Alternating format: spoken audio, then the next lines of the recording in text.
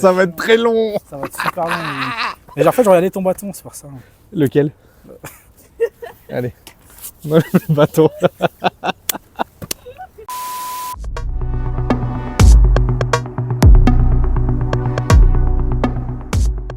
Louis, bienvenue dans notre toute nouvelle émission Dans ma bulle, dans un décor exceptionnel ici au sommet de la Bastille.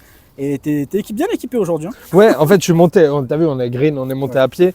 Et du coup, j'avais mon petit bâton de randonnée bien solide. Donc ça va, t'es en forme? Ouais, je suis au taquet, franchement. Un peu essoufflé, mais je suis au taquet. Et parfois, on va attaquer cette émission. Une petite discussion voilà, entre toi et moi. T'as beaucoup de choses à nous dire, notamment ton spectacle qui arrive là le 29 novembre. Tout à fait. À l'IGAD, à Cessiné. On aura l'occasion d'en parler tout au long de cette interview. Mais juste avant, j'ai l'habitude de demander, tu sais, genre, voilà, présente-toi. Mais je trouve ça, c'est un peu bateau, tu vois. Du coup, moi, ce que j'ai fait, c'est que j'ai bossé. Ouais, voilà. Donc, j'ai bossé pour toi. Bah, et je me suis dit, je vais lui faire une petite présentation. Allez. C'est un petit poème, un peu, tu vois. Poème et tout. Ouais. Tu me fais chaud. À tout moment, je te fais chaud. J'ai une femme et un enfant. Hein. Ouais, c'est vrai. Ouais, mais bon, on sait jamais. On sait jamais. On a le droit. Je t'écoute. I listen to me. Alors Louis Bonnour, pour moi, tu es une figure incontournable du stand-up local, avec ton talent voilà, de transformer aussi le quotidien en éclat de rire. Tu as su démocratiser cet art à Grenoble, fondateur du Club Comedy Club au Pâté et Chirol. Tu offres une scène aux humoristes de tout horizon, tout en portant haut et fort les couleurs de l'humour grenoblois. Bienvenue dans notre émission. Merci, très beau poème, mais un poème, souvent, il y a des rimes. Mais c'était très beau. Mais moi, je suis pas un rappeur. Voilà, c'est souvent les rappeurs qui font des rimes. C'était très beau. Ça t'a pas plu? Si, j'ai beaucoup adoré, mais il fallait pas dire poème. Ah, putain, parce que poème, c'est jamais content, quoi. Non, je rigole. Non, franchement, non, belle présentation, j'aime bien. J'aime beaucoup. T'as rien à rajouter? Bah, non, franchement, si, il y a toujours, en vrai, je pourrais rajouter plein de trucs, parce que tu fais pas toujours bien ton travail. Mais, non, franchement, non, très bonne présentation, je suis tout à fait d'accord avec toi. Moi, j'aimerais, pour commencer cette émission, justement, que tu nous expliques un petit peu ton histoire avec le stand-up. À quel moment ça démarre dans ta vie? Alors, moi, j'ai parlé de stand-up grenoblois, mais toi, tu viens pas de Grenoble de base. Non, moi, ça a démarré assez tard. Hein. Moi, je vais pas faire genre le mec, ouais, depuis tout petit, je veux faire du stand-up et tout. En fait, déjà petit, ma mère, elle a toujours voulu me mettre au théâtre. Et moi, j'ai dit non, c'est pour les gens bizarres. T'as vu vraiment, je te jure, hein, même jusqu'au lycée, elle m'a dit vas-y, fais une section théâtre au lycée. Et j'ai dit non, vas-y, t'as vu, c'était un peu le cliché vraiment des gens qui font elle, du diabolo, et des trucs comme ça. Et en fait, là, à 30 ans, je me dis, putain, j'aurais dû j'aurais dû en fait faire cette section. Mais je m'y suis mis franchement à 20 ans et j'ai démarré par le théâtre d'impro. J'ai démarré par le théâtre d'impro, Impro Academy, une école à Lille, du coup, parce que j'ai grandi à Lille. Et après, au bout de 4-5 ans d'impro, en fait, je me suis dit, voilà, c'est cool en groupe, mais gros manque de confiance en moi. Je me suis dit, vas-y, je vais me lancer un défi, je vais essayer un truc tout seul. Tu as vu, moi, j'ai eu énormément d'échecs. Il faut du courage quand même, parce que de dire, en fait, j'ai pas forcément confiance en moi. Et aujourd'hui, quand on voit ce que tu fais, il y a quand même une belle différence. Il y a une progression, en tout cas. Ouais, carrément. Après, ça fait, tu sais, les gens, ça fait 8 ans, moi, que j'ai mis mon premier pied sur scène. Donc, les gens, des fois, ils savent pas, ils disent, mais en fait, au bout d'un moment, c'est comme un sportif. T'as beau ne pas être le meilleur, sur 100 mètres, au bout de 8 ans, tu vas quand même avoir un minimum d'aptitude pour faire ce truc, tu vois. Et donc, du coup, j'ai démarré tout seul. J'ai mis un pied sur scène le 26 octobre 2016. J'ai dit plus jamais je le quitte. Mon objectif, c'est d'en vivre. Du coup, j'ai fait plein de petits boulots à droite, à gauche, jusqu'à en vivre il y a 2-3 ans. Et aujourd'hui, tu vis de ça? Ouais, aujourd'hui, je suis intermittent, j'en vis et franchement, c'est magnifique. Et c'est que du bonheur de vivre de ta passion, tout simplement. C'est que du bonheur. Ah, c'est que du bonheur. Ah oui, il est où le bonheur? Il est où? On l'a vu. On l'a vu pas mal ce petit Bien tournage. évidemment. Ouais, exactement. Ragny est incroyable. On en parlera de Ragny aussi. Voilà. Qu'est-ce qui te fait autant vibrer dans ce que tu fais, hormis le fait de prendre confiance en toi en fait chaque jour et chaque moment où tu montes sur scène, mais qu'est-ce qui te fait autant vibrer? Parce que en vrai, on peut se dire c'est répétitif, tu vois, à chaque fois de monter sur scène, etc. Mais il y a bien quelque chose qui te motive. Déjà, en fait, c'est répétitif, mais c'est jamais la même chose. Parce que tu as beau faire ton sketch, et puis moi, en plus, j'ai ce truc d'où, en fait, je connais pas mon sketch par cœur. Donc, du coup, c'est jamais vraiment le même texte. Et c'est jamais le même public, en fait. Tu vois, hier, on a joué, on a floppé total. Il y a quelques jours, on a joué, on a cartonné. En fait, tu as ce truc un peu de... Ça dépend un peu du public aussi que... C'est les deux, c'est le public et toi. Ah ouais. Franchement, il y a vraiment un peu des deux. Tu sais, quand il y a 8 personnes qui n'ont pas envie d'écouter, tu as beau faire ce que tu veux, voilà.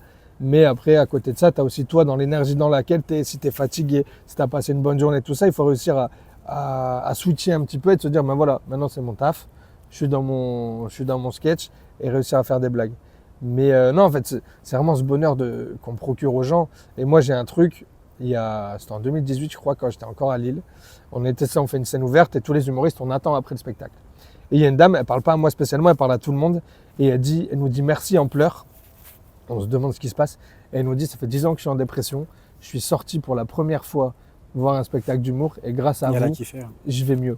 Et je me suis dit, ben vas-y, moi, je veux faire ça. C'est ça que je veux faire. C'est un peu, tu vois, j'ai un pote là, Maë, qui dit, il est docteur du rire. Tu vois, c'est vrai que ça fait un peu ça. Je me prétendrai jamais à soigner des gens, mais à procurer vraiment ce petit truc de bonheur, ce petit truc qui peut faire du bien, quoi. Mais ça peut changer aussi, mine de rien, la vie des gens. On s'en rend pas toujours compte, mais bien sûr, c'est en faisant des petites actions comme celle-là où on arrive à avancer. En tout cas, bravo pour tout ce que tu fais. Et il y a pas mal de choses que tu fais, notamment ta boîte de production familiale, P&E Production. Ouais. Est-ce que tu peux nous en parler? C'est un nouveau défi pour toi, hein? Ouais, carrément. En fait, l'année dernière, j'en discute en rigolant avec mon frère et tout. Je dis, bah, franchement, il faudrait. Tu peux lâcher ton bâton, hein. Ouais, c'est bon. Je le tiens depuis tout à l'heure. En fait, l'année dernière, en rigolant avec mon frère, je lui dis bah vas-y, viens, on monte une boîte de prod et tout, parce qu'il faut que je grandisse, il faut que j'aille plus loin et tout. Et je lui dis vraiment un peu rigolant, il me dit ok. Je dis ah ouais. Donc on laisse un peu quelques semaines, quelques mois passer, on en reparle et on a créé la structure avec mon frère et ma belle-sœur qui font quand même un très très bon travail en termes d'administratif. Ouais, en termes d'administratif, c'est eux qui contactent, tu vois, pour les claps, les artistes qui gèrent les, tu vois, quand on a eu Yacine Bellous, les billets de train, l'hôtel, tout ce qui est à côté. L'organisation. Ouais. Et tout seul, clairement, je n'aurais jamais pu faire ça. Et non, et franchement, et puis c'est encore plus cool de le faire en famille, parce que les sous, ils restent dans la famille. Pour moi, ça se disperse pas. Non, mais ouais, en vrai, c'est moi. Non, mais c'est une réalité, ce que tu dis. Déjà, aussi, c'est une réalité, je le dis en rigolant, mais c'est une réalité. Et en fait, eux, ça a été des gens importants. Parce que quand je suis arrivé à Grenoble, je suis pas arrivé en pleine forme. Je venais de me séparer en Bretagne. Et du coup, je suis arrivé vraiment, j'étais pas au top. Et ils m'ont aidé au développement personnel. Et du coup, voilà, ils m'ont ramassé la petite cuillère pour m'amener vraiment plus haut. Et du coup, pour ça que c'est important de le faire avec eux. Ça fait sens aussi de le faire en famille. Et justement, en parlant de famille, récemment, l'arrivée de ta fille, d'ailleurs, félicitations à toi. Merci. J'imagine que ça a changé ta vie autant professionnellement que personnellement. Parce que tu en parles aussi beaucoup dans tes spectacles. Maintenant, de toute façon, c'est arrivé, j'en parlais déjà pendant la grossesse de ma femme. Et après, là, ça m'a amené à... Tous les soirs, là, quand je vais faire des blagues, je lui fais un bisou, je lui dis merci ma fille, tu me ramènes des sous. Parce que du coup, je fais des blagues sur elle et ça marche très bien. Et ça ramène des fois 50 centimes, 70 centimes. Mais non, ouais, ça a changé énormément. Et c'est marrant parce que l'année où j'ai eu un enfant, c'est l'année où je travaille le plus. Où j'ai eu le plus d'opportunités, du coup, avec le clap. Et du coup, il faut réussir à concilier un petit peu les deux. Concilier, ça se dit? Ouais. Ça se dit, je crois. Concilier les deux. Et du coup, c'est pas facile tout le temps, mais voilà, j'essaye. Moi, l'objectif, c'est vraiment d'être quand même le plus possible avec ma famille. Tu vois, j'ai pas envie de partir en tournée 6 mois et pas voir ma femme, ma petite, parce que ma femme aussi a un petit garçon, d'être à 4 à la maison. Et du coup, il faut vraiment réussir à trouver le juste milieu entre les deux pour pas te délaisser de l'un ou l'autre. Justement, tout à l'heure, tu parlais du Clap Comedy Club. On le rappelle un peu le concept. Des humoristes sur la scène du Pâté Chirol. Ouais. Quelque chose de nouveau. En tout cas, moi, j'avais jamais vu avant que vous montez ça aussi avec Marine du Pâté Chirol. Est-ce que tu peux nous parler un petit peu de ce projet-là qui est quand même super intéressant et qui se développe, j'ai l'impression, de jour en jour, hein. En fait, le concept, c'est pas moi qui l'ai inventé. Hein. Le concept du stand-up au ciné, non, okay. C'est pas moi. On rend à César ce qu'il y a à César. Je sais pas qui l'a inventé, mais moi, j'avais vu des Nantais déjà le faire avant. Et moi, en fait, par contre, ça fait des années que j'ai cette idée en tête. Toi, tu le développes vraiment parce que, franchement, si moi je l'aurais déjà vu, tu vois ce que je veux dire? Ouais. Là, si vraiment je l'ai pas vu, c'est que c'était peut-être pas assez aussi développé. Mais tu vois, les Nantais, ils ont vraiment créé un truc, un gros concept. Après, Nantes, c'est une ville hyper développée niveau stand-up. Franchement, c'est ceux qui veulent aller jouer. Franchement, je les incite à aller jouer à Nantes. Et ils ont vraiment, je sais pas si c'est eux qui ont créé ce concept, mais ils ont été vraiment l'un des premiers à faire ça. Et après, moi, comme j'ai toujours voulu faire ça à un moment donné, j'avais eu plein de refus de cinéma. J'ai envoyé au Pâté Chirol. Marine, elle a dit tout de suite feu parce qu'en plus, elle kiffe le stand-up. Et on a monté le projet ensemble. Et franchement, pour l'instant, c'est une belle réussite. Et là, tu vois, on est à quasi une dizaine de cinémas en France.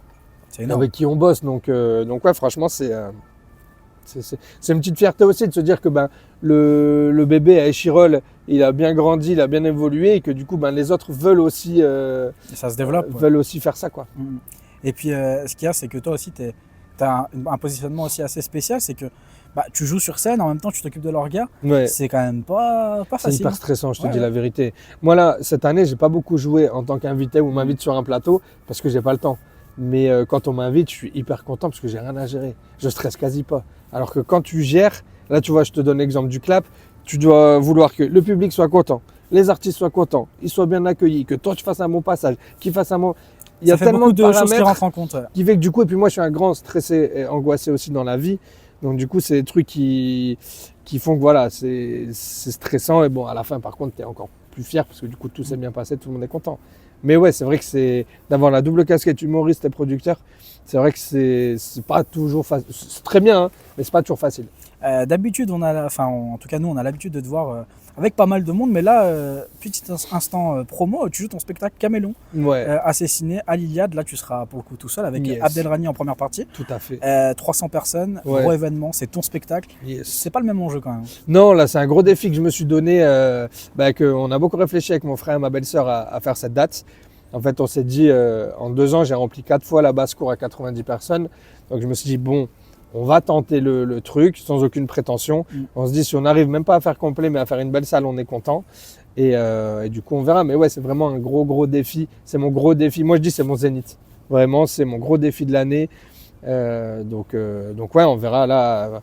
Vendredi soir, il reste 3 jours pleins pour remplir le spectacle, pour faire la com. Donc, mais je suis assez content. Mais je suis stressé. Ça fait déjà 2-3 jours qu'à la maison, ma femme elle me dit. Mais je lui dis je suis stressé. Elle dit ok. Donc, bon.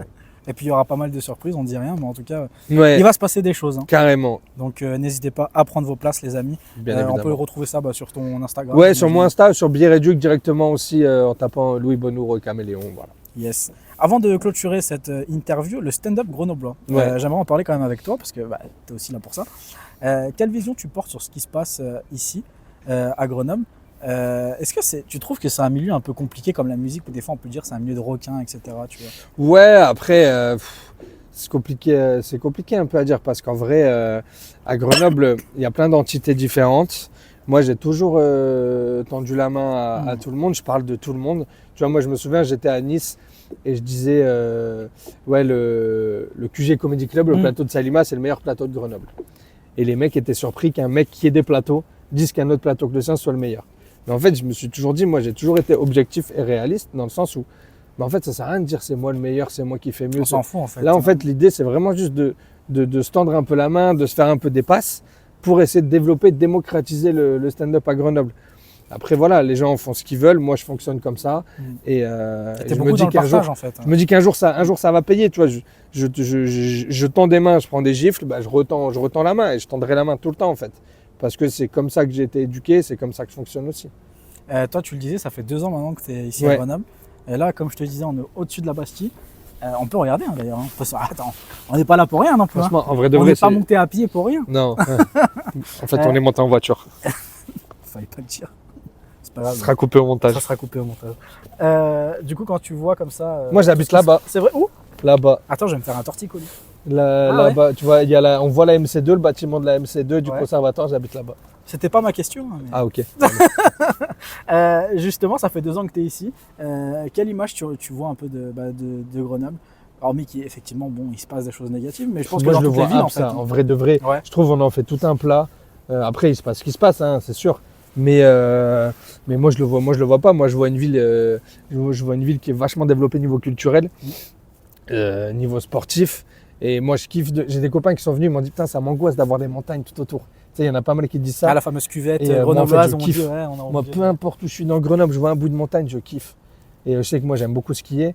Là, j'attends qu'une chose, c'est de pouvoir aller skier. Tu sais, mon frère, il habite, on voit Champs-Rousse pile sur va sa être terrasse. magnifique, Et à chaque fois, je me dis, bah ouais, putain, mais c'est magnifique. Franchement, c'est quand même une belle ville, c'est un bel environnement. Et ouais, moi, tu vois, toute cette délinquance, j'en rigole un peu dans mes sketchs, mais moi, en vrai, je trouve qu'on le voit pas, en fait. On l'entend à la télé, mais si on n'avait pas BFM TV, CNews, on le verrait pas, en fait. Mm. Donc, c'est toujours Ils mettent cette, en avant ce qu'ils ont envie de mettre voilà, en avant. c'est toujours cette communication de désinformation. Tu vois, ils vont pas dire ce qui se passe de bien. Ils vont pas dire, tu vois, bah, ton invité, là, le prochain Bilal, qu'on a un super photographe, qu'on a des coureurs, qu'on a du stand-up, qu'on a Green Radio, qu'on a des trucs chouettes. Ils vont parler que du négatif. Donc, et du coup, grâce à Green Radio, ça c'est chouette parce que tu vois, tu prends des artistes locaux tu parles que des bonnes choses. Tu vois, donc Non, on ça essaye fait en du tout bien. cas. Ouais, non, Les faits franchement, divers, on les met de côté. Il y a c'est important. d'autres médias qui savent le faire Voilà. mieux que nous, donc ça, c'est pas notre, c'est En pas tout notre cas, dos, comme on dit. je kiffe cette ville. Eh ben, tant mieux Louis, et ça c'est un plaisir de t'accueillir dans cette merveilleuse ville. Et puis on espère que tu vas rester longtemps. Ben, j'espère Tu repars aussi, pas à hein. Lille, hein? Non, non, je repartirai pas à Lille, ça c'est sûr, mais après je suis pas à l'abri de bouger un peu à droite à gauche quand même, parce que j'aime bien la mer quand même. Ouais, c'est Donc vrai. c'est pas dit que dans une dizaine, quinzaine d'années, j'aille à l'Atlantique surfer de la wave. mais non, non, ouais, franchement, je kiffe ça et je vais bien. Il y a encore plein de choses à faire. Tant qu'il y a des Exactement. choses à faire, je reste. C'est qu'il y a de la vie, et tant mieux. Voilà. Je te check, merci beaucoup Louis. Merci mon gars, Et ça fait puis plaisir. bon courage pour ton spectacle. Merci on y sera, beaucoup. En tout cas, on Eh va ben, couvrir avec plaisir. l'événement comme d'habitude. Et puis voilà, c'est toujours un plaisir de te suivre dans tes aventures. Merci à toi. Merci Louis.